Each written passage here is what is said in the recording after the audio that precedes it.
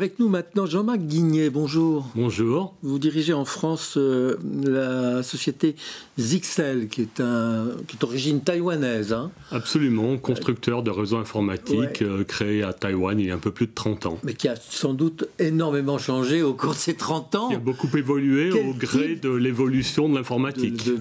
Oui, de la technique et tout ça. Absolument. Quel type de réseau informatique vous créez? Vous livrez des équipements? On construit, on conçoit, on vend tous les équipements de réseaux informatiques qui vont permettre d'acheminer la donnée, on va dire de manière synthétique, du producteur ou du consommateur, vous-même depuis votre ordinateur portable ou votre téléphone portable, jusqu'au cloud. On parle beaucoup de cloud, ces gros data centers qui sont dans des bunkers et où réside l'ensemble des données des entreprises, etc.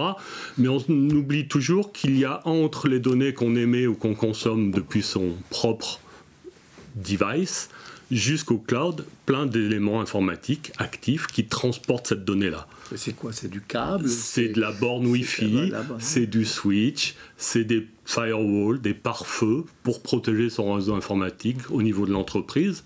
Aujourd'hui, quand on est dans une entreprise et qu'on échange ces données avec le cloud, on veut que ces données elles soient sécurisées, puisque de plus en plus, les données, elles traversent les frontières de l'entreprise toute la journée. Il y a des pertes en ligne parfois. Il y a surtout des cybercriminels, donc il faut se protéger.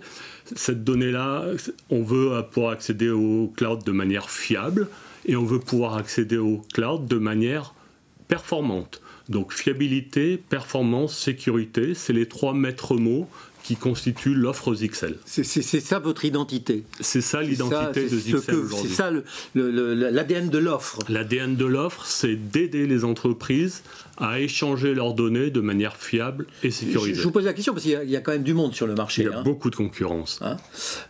Vous considérez que la France est sous-équipée dans ce domaine ou pas? Les entreprises françaises sont encore sous-équipées? Les entreprises françaises sont extrêmement sous-équipées. Extrêmement. Le secteur public est sous-équipé. Le secteur public découvre ou a découvert à l'occasion des premiers actes de cybercriminalité qu'il fallait protéger son réseau informatique. Il en est de même de beaucoup de PME, de TPE.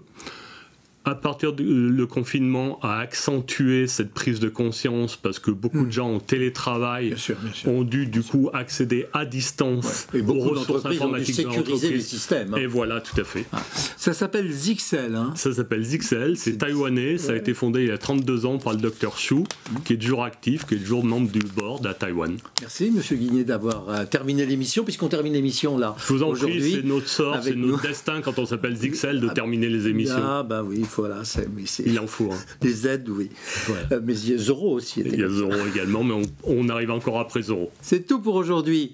On se retrouvera demain. Merci.